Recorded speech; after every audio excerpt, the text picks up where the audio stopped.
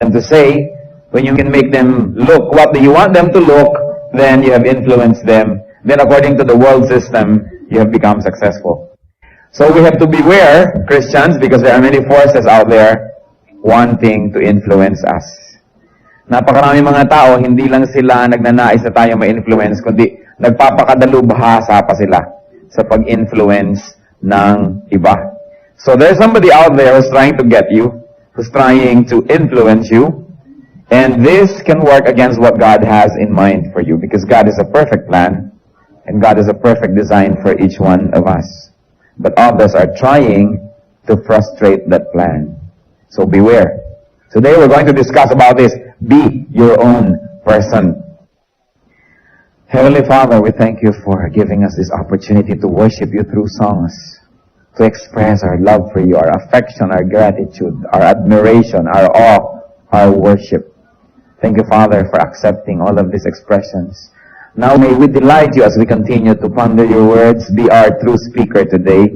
No one here, O Lord, has the right to speak to anyone of truth except you. So kayo, Panginoon, ang tunay na mangusap, gamitin niyo po inyong lingkod na daluyan ng inyong salita. At nawaan niyo pong katotohanan, hindi lang marinig, hindi lang maunawaan, kundi maipamuhay ng bawat isa sa amin. By the power and in the name of Jesus, we rebuke all work of evil, all plans of evil against this assembly. We destroy you by the light of Jesus Christ. And we render you powerless, crushed, and utterly destroyed in the name of Jesus. Father, let your truth prevail, let your Holy Spirit infill us. Descend upon this place, do your will, speak your mind out, bless your people, glorify yourself. In Jesus' mighty name we pray. Amen. So be your own person. Pwede nyo ba sabihin sa katabi nyo yan? Be your own person. Yan, huwag gaya-gaya. God designed the real you. Every one of us has a design. Everyone, katulad ng fingerprint, walang magkakamukha. So walang tao magkakamukha, pero lahat ng tao reflecting God's glory. Or every person is designed to reflect God's glory. Sabi sa Romans 8:29-30, for those God foreknew, He also predestined to be what? Like His Son, Jesus Christ, to be conformed to the likeness of His Son, that He might be the firstborn among many brothers. And those He predestined, He also called. So every person that accepted Jesus as Savior and Lord, or will accept Jesus as Savior and Lord, God already knew that beforehand. God does not cause us to accept or reject His Son, but because God is infinitely knowledgeable, He knows, even before it happens, who will accept Him. It does not cause us, it is our free will to accept or reject Jesus. But those whom God foreknew, God predestined. Yung mga alam na niya, natatanggap sa kanyang anak, ay ginawa na niya ng isang perfect na future, isang perfect design. And what is that? To be conformed to the likeness of His Son. Na ang ginawang disenyo ng Panginoon para sa atin ay maging kamukha tayo, maging kauri tayo ng kanyang anak, ang ating Panginoong Jesus. So God designed the real you.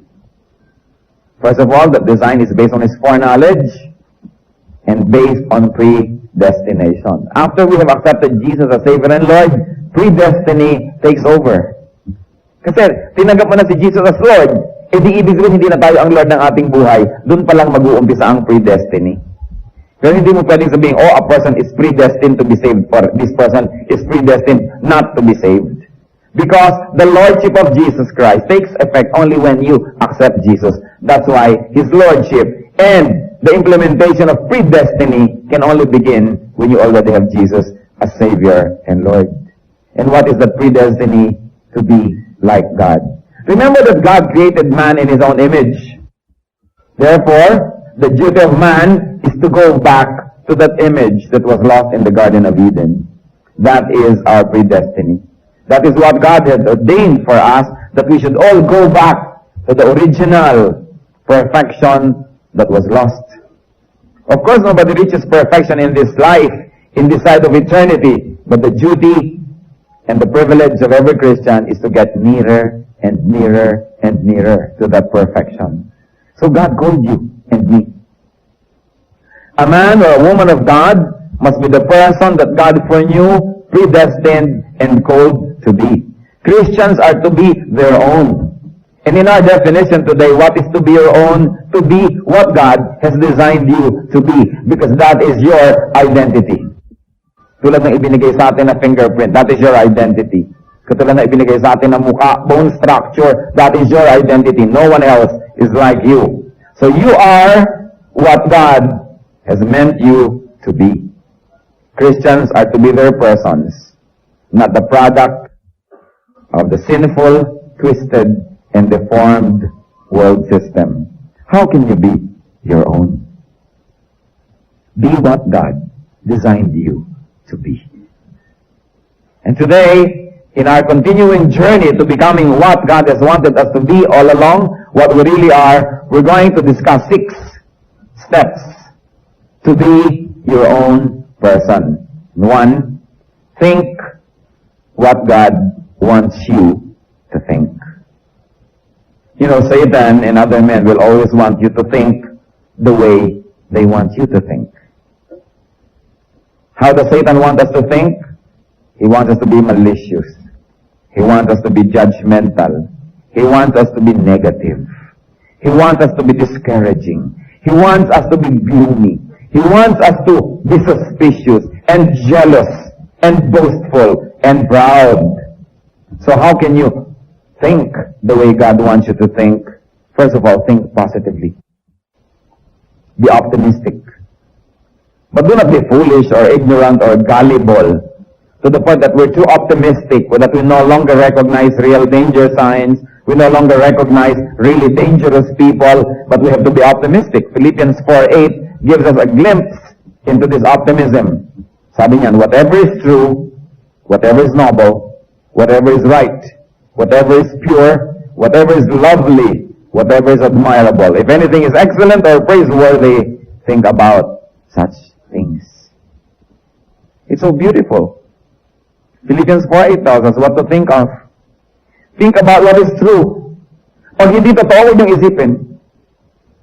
Lalo kung imagination pa lang, huwag isipin. Minsan yung mga selos are born out of very rich imagination. Iniisip mo pa lang, kumukulo lang yung dugo, nagiinit lang yung tenga, at nagngangalit lang yung panga, pero iniisip mo pa lang yan, di pa yung totoo. Kaya ang sabi ng Bible, whatever is true, you think about it. So, minsan nagsususpecha tayo sa ating kapwa, hindi pa naman natin napapatunayan, we begin to behave as if our suspicions are already true. Lumalayo na ang ating loob, nagagalit na tayo, nagtatampo na tayo, yun pala, imagination pa lang natin. So whenever there's some imaginations knocking at your door, you ask, is it true?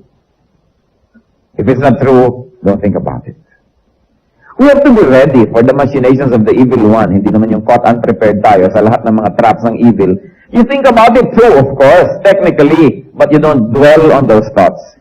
And you don't let those thoughts influence your behavior. Whatever is true, whatever is noble. You like to behave a certain way, you like to think a certain way, you like to treat a person a certain way, and you ask yourself, is it noble? Ito ba ay katangi-tangi? Ito ba ay kapuri-puri? Ito ba ay maganda at dakila? At sabi, whatever is right. So alam na agad natin, I think every one of us knows what's right and what's wrong.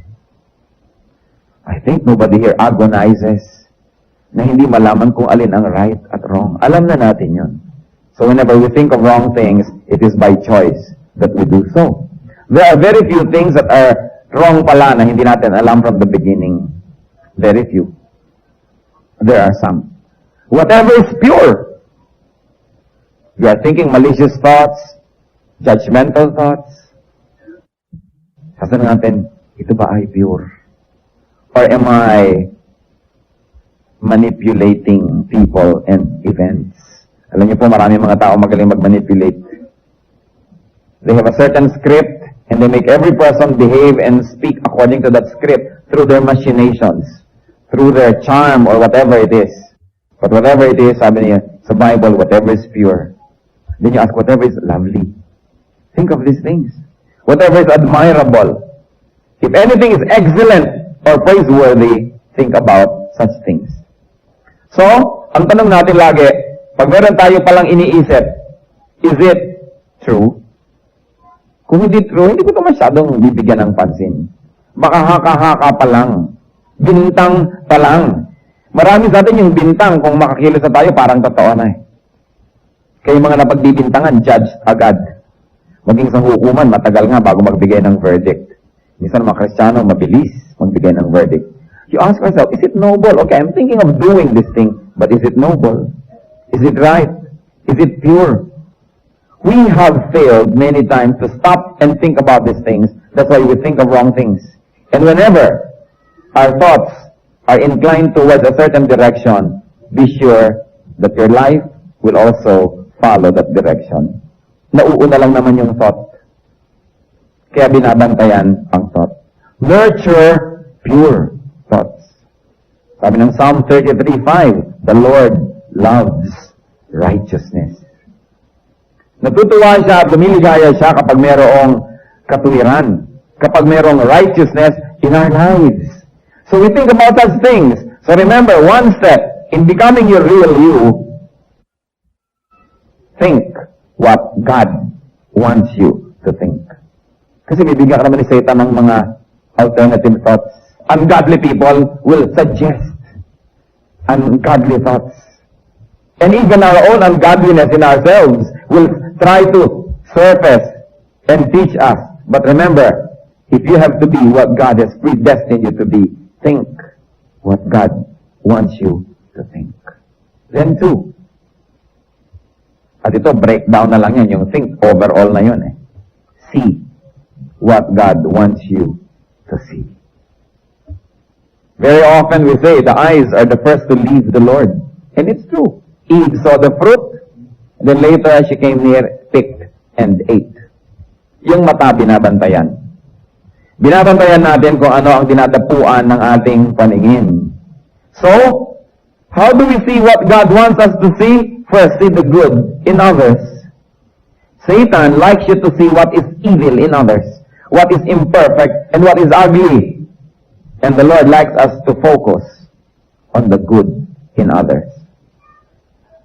Certainly, there's a lot of imperfection in other people, but that's the same with us.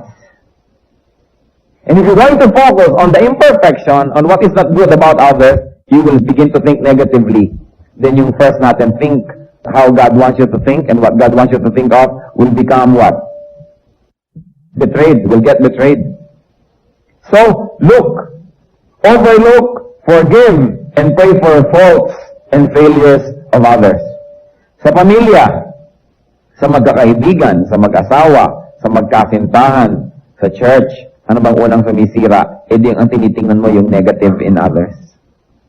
That's not what God wants you to look at. If you're going to look at something negative, look into yourself. And if you're going to look at something nice and good, look at other people.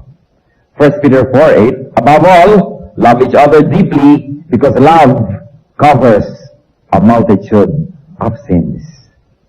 It has never failed to amaze me, this verse. I've consulted with so many references, and nobody has really given the answer that I'm looking for. Na kaninong sin ba yung natatakpan ng love? Yung sin ng minamahal o yung sin ng nagmamahal? Kasi sabi niya, love covers a multitude of sins. And I like to think that it works both ways. If I love you, I will focus on the positive, and my love will cover the negative aspect in you. It will cover your sins. And yet also, if I love other people, and I look at what is positive in them, that same love will cover my sins. Because if I start looking at negative things, I become sinful too. I become judgmental. I become proud. I probably become unkind. So, both ways. Love covers a multitude of sins. You want to sin less and less and less? Love more and more. The way God wants us to love. Because if we love people, there will be very few things that they'll do that will probably hurt us or will make us judgmental or strict. Because love covers a multitude of sins. Kaya nga kung minsan mayroong nabasag na baso, depende kung sinong nakabasag para tayo magalit.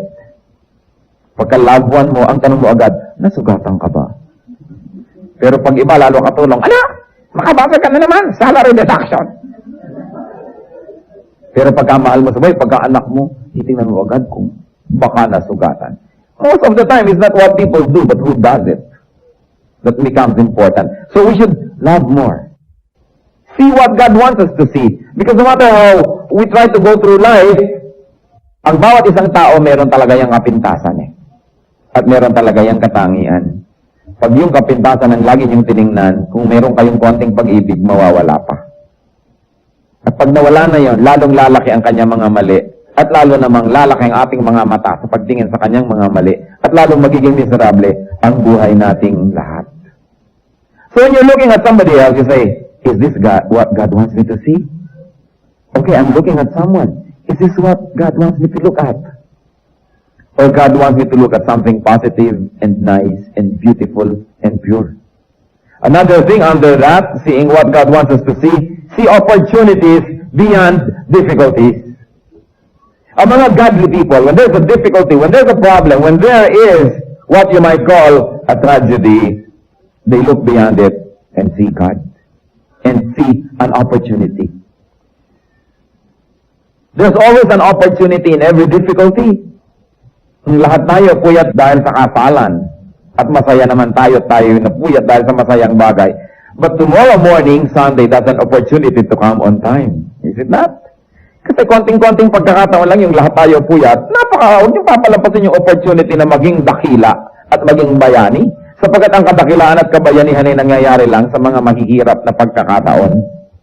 Kaya pag mayroong mahirap na pagkakataon, ito talaga, nakakainis itong taong ito, then this is my opportunity to be kind. Otherwise, kung mabait naman siya, I don't have any opportunity to be kind. It only follows that I should be kind dahil kind siya. Eh kung hindi na siya kind, this is an opportunity for my life to shine dahil nag-brown out. Eh kung ang liwaliwanag na, yung imunting ilaw niyo, hindi na yung mapupuna. Pero kung habang lalong sumisidi ang dilim, lalo namang na-appreciate kahit kaprasong ilaw lamang. Kaya habang gumugulat mo, this is my opportunity to become. They have a point, I will be the counterpoint. They have a thesis, I will be the antithesis. In fact, I will be the synthesis. Meron silang kontra, kukontrahin ko yun para mag-balance. Nagkakagulo na dito, nagsisigawan na, I will become. This is my opportunity to shine for the Lord. Nagkakapaguran na, maiinit na ang ulo ng lahat. This is my opportunity to show the Spirit in me. The peace, the love. You know, when there is a difficulty, Christians should see the opportunity. Because the more difficult the situation, the better the opportunity to shine for God. Kaya sabi sa Hebrews 12:15, see to it that no one misses the grace of God, and that no bitter root grows up to cause trouble and defile many. When there's a difficulty, say, I will never miss the grace of God in this opportunity. Because every difficult situation is accompanied by God's grace. Those who don't pass the test only choose not to pass. But every difficulty, every problem is accompanied by a solution. Every question has an answer. Every challenge is an opportunity to be victorious. You want to be your own person? You want to be what God has wanted you to become all along? See what God wants you to see.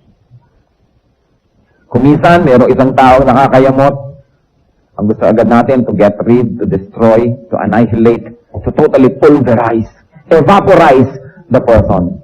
You don't see the patient, the wounded person crying out to be healed. At lahat tayo guilty dyan. Kasi nakakapangyaring ating personal. Gusto agad natin, tayo makapangyari, tayong manalo. Tayo ang mag-prevail. But see, nasa isang taong nakakainis, there is a child or a patient asking to be loved. Can I tell you that the most unlovable persons are those that need it most? Kaya, opportunity yun. Huwag nating palampasin. Kung marami na tayong napalampas, huwag nating palampasin pa. O kaya huwag nating palampasin lahat. Meron tayong magagawa. In our journey towards godliness, to be our own person, number 3, hear what God wants you to hear. Christians, you choose what you listen to. Hindi ko yata papayagan na ang tenga ko tambakan araw-araw ng mga tao ng complaints, ng gossip, ng slander, ng mga reklamo, ng mga paninirang puri, at ng mga kung ano-anong mga nakakapabagsak ng damdamin. At ang tenga ninyo ay inyong pag-aari. May karapatan kayo na papasukin at hindi papasukin ng mga tunog na hindi ninyo ibig. Remember na hindi basurahan ang inyong mga tenga na willing tayong tanggapin ang lahat ng ipaparinig sa atin ng mundo. So that when people come to us, always complaining and always with God, they say, excuse me, don't pollute my ears. Wala ka nang ginawa kundi tambakan ng mga kung ano-anong mga nakakainis na bagay ang tenga ko. Kaya kahit anong ligaya ko, pag nakausap kita mamaya, down and out na rin ako. At ang galit mo, nagiging galit ko na. Ang giyera mo, nagiging giyera ko tuloy. Teka muna, tenga ko yan, wala kang karapatan. You choose what you hear. And you have a right. Di ba ayaw nyo na, lote nyo, tinatambakan ng basura ng kapitbahay? Alam nyo ba na mas mahalaga yung tenga nyo kaysa sa lote? Pero marami tayong naririnig. Naririnig mga advertisements. Always telling you na kulang ka. Hindi ka maganda. Pangit ka. Kaya kailangan mo ang produktong ito para ka gumanda. Kulang ang iyong ganito. Hindi ka tama. Lagi na lamang na you're inadequate. You have a right not to listen to these things. Hindi nyo papayagan na lagi nyo nadidinig yung mga advertisements na yan. Hindi natin papayagan na lagi natin nadidinig yung mga worldly music that affects us. Hindi natin papayagan na may mga tao, mga chismosa, na walang ginagawa kundi bubulong-bulong sa atin. Lalapit sa'yo, sa ilang saglit, ang gagaling. Kahit hindi bumubuka ang bibig, may nasasabi. Alam nyo yun, yung sabi, nakikita siya, ayan, dadating na siya. Tingnan na ang diet niya. Hindi naman gumagalaw ang labi niya, pero nakakapaglagay ng lason sa inyong tainga. Lalong-lalo yung mga may hawak na pamaypay. Oras na tinakpan niya ng bibig, may mga lasong lumalabas dyan. Dalawang ginang na nagaganyan na ng pamaypay na may kabuktotang nangyayari. Mag-ingat, hindi nyo kailangang marinig yun. And you can direct with people. Kung napapansin ko, kung darating ka na lang sa akin, wala ka nang ginawa, kundi isiraan yung pinsan natin na yan. Huwag mo nang lasunin ang isip ko. Kung nagagalit ka sa kanya, huwag mo akong gintamay. You have a right to protect your ears from pollution. Sabi ng Mark 4:24, consider carefully what you hear. At diba, totoo nangyayari yan eh. Marinig lang natin ang complaint ng isang tao against another person, kampi na tayo sa kanya. Kung sinong unang magsumbong, siya na ang nakakampihan. Binabantayan ang tenga na yan. Akala natin kung minsan ang tatalino na natin eh. Yun pala tayo mga tau-tauhan na kung anong naibubulong sa atin, yun naman ang namumulaklak sa ating buhay. Kaya naman ang isang lalaki, mahal na mahal ang kanyang nanay, pero matapos marinig ang kanyang asawang bubulong-bulong ng 5 taon, ayaw nang pumunta sa nanay niya. May mga ganon. Mga padaplis, unti-unti, but over time, it will, ripen into an evil fruit. Nai-influence tayo. Isipin ninyo, kung minsan may napapalo kang anak, kung minsan may napapagalitan kang tao, dahil may nagbulong sa'yo. Minsan meron ka isang empleyado o katulong, natutuwa ka, pero eto ngayon na isang kapatid mo, yan namang katulong mo, pagka wala ka, mamaya galit ka na rin. Sometimes without even verifying the details. Be your own person.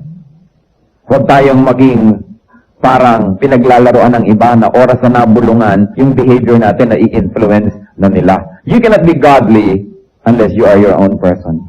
Na meron kang sariling paninindigan. Na hindi lahat ng ibinubulong ng iyong asawa, ng iyong nanay, ng iyong anak, ay paniniwalaan mo agad.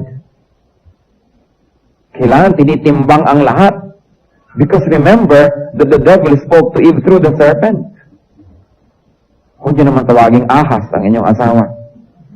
Baka puluputan kayo niya. Diba? Pero nangyayari yun. Kadalasan yung asawa, napakalaking negative influence niyan. Binalasa ng inyong isipan laban sa inyong mga sariling kamag-anak o minsan laban sa inyong sariling nanay.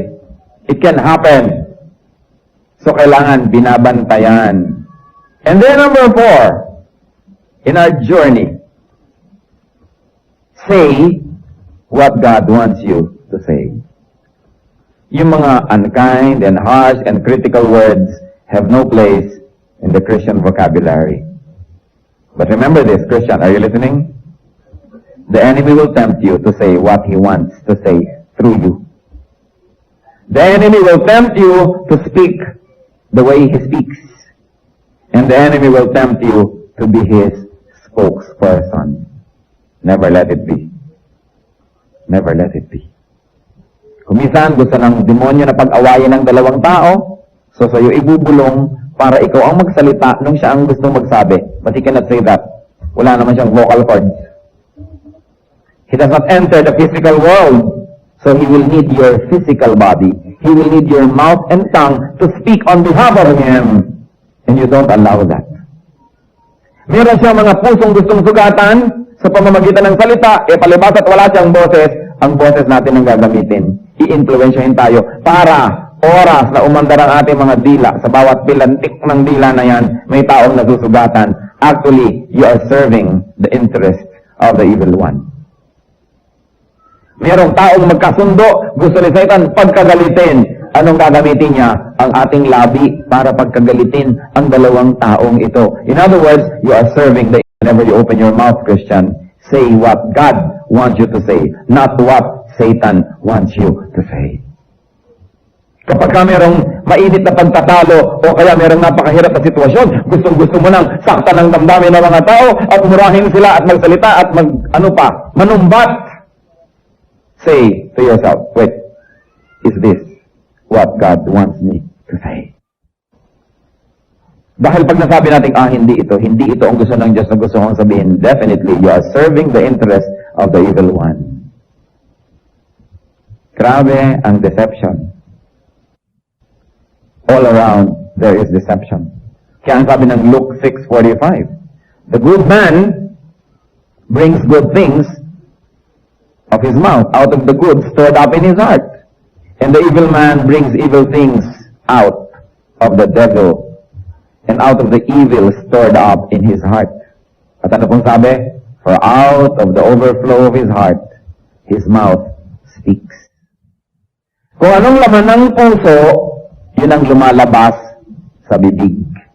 Kaya binabantayan kung anong naririnig, kung anong nakikita, sapagkat yan ang entry point into the heart.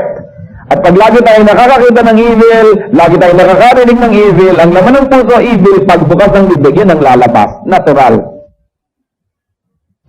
Para rin kung ano ang labas ng sikmura, when we throw up, that is what will come out. Alam nga namang maiba.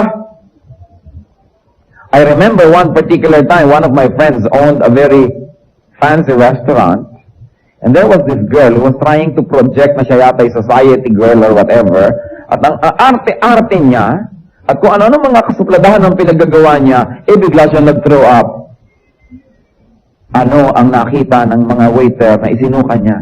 Munggo. Sabi ng waiter, munggo lang pala kinain mo kanina, ang supla-suplada mo pa ngayon. O ganon, ano bang laman ng sikmura? Lumalabas when you throw up. Kung ano laman ng puso, yun ang lalabas.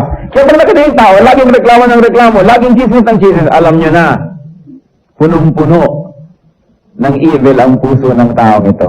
Kailangan ipag-pray, kailangan mahalin, pero hindi dapat pakinggan. Maraming ganun. So say what God wants you to say. In a very difficult situation, you are tempted to open your mouth and say, Lord, is this what you want me to say? Hindi naman mahirap malaman eh. Hindi mahirap malaman. Hindi lang tayo dapat pabigla-bigla. Kasi yung salitang nabitawan lang, hindi na kayang bawiin. Kahit 1,000 sorry ang sabihin mo, hindi na kayang bawiin ang salitang nabitawan na. Kaya dapat nag-iingat. Do not be the devil's spokesman. And do not be other people's spokesman. Marami mga tao magaling magpaikot eh. Galit sila doon, hindi nila mapagalitan, ikaw ngayon ang gagalitin nila para ikaw magalit. Meron silang taong gustong pagsabihan, hindi nila masabihan, sa'yo ngayon ngulngol ng ngulngol, sa'yo ngayon bulong ng bulong. Mamaya, kung hindi nyo babantayan, sinasabi nyo na doon sa tao ang gusto niyang sabihin, pero hindi niya sinasabi dahil kayo ang ginagamit niya. Madalas yan. Napakadalas. Kaya babantayan natin, teka muna, bakit ba ako ginagalit? Gusto mo siguro awayin ko siya para sa'yo. Kasi nga, napakaraming tao nagmamanipulate. They manipulate others. They make you angry so that you will fight their battles for them. So that you will fight God. Yun ang gusto ni Satan labanan ng Diyos. So ang ginagawa niya, tayo ang kanyang nililinlang para tayo ang lumaban. So we will fight his battle. Don't you be deceived, Christians. Kaya ang sabi sa Bible, oh, be as innocent as doves, but be wise as serpents. Huwag tayong mga uto-uto.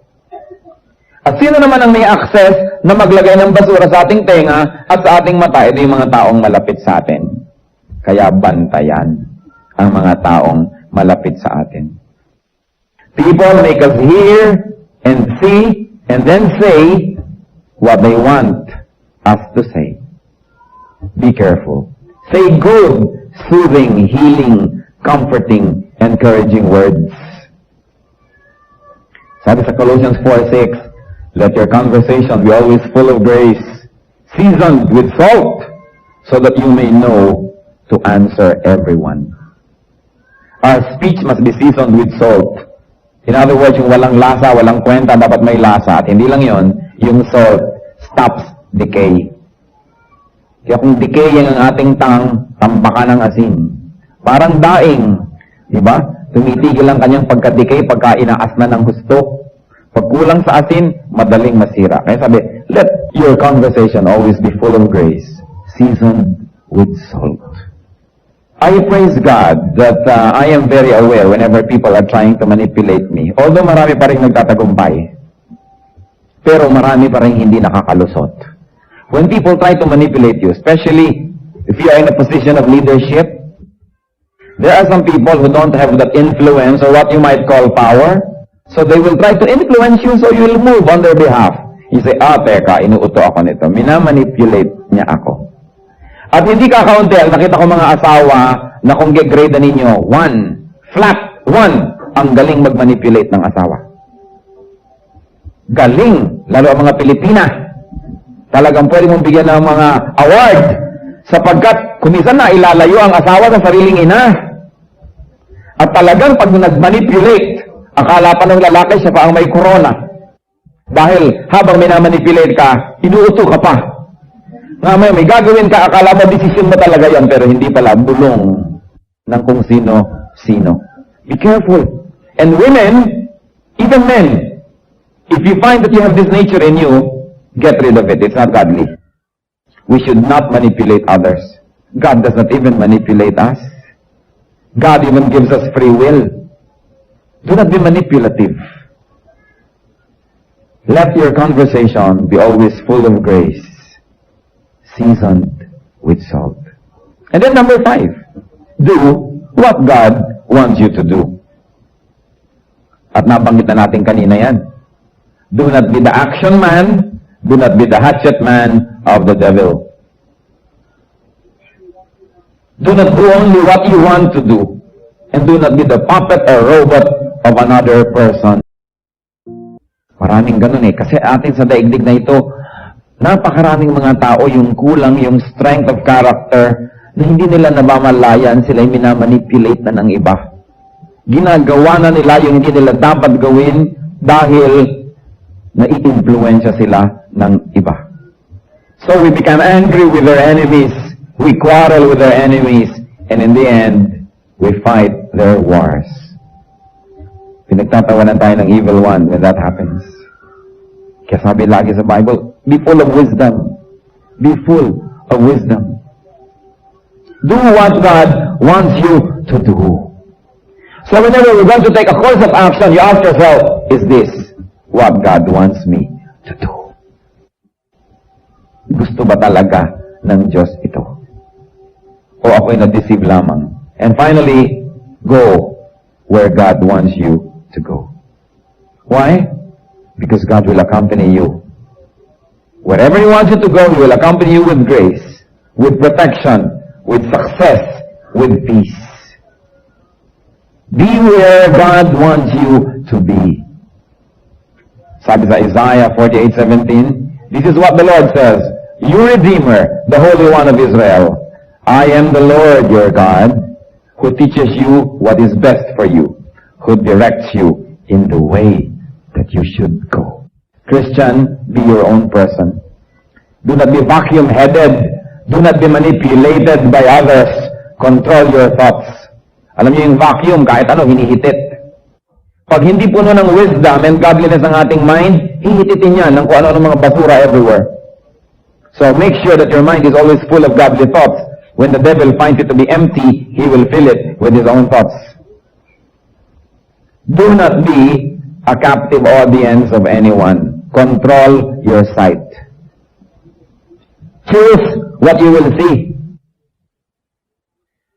At this point in my life, I read many letters, but I should tell you that there are letters I do not read.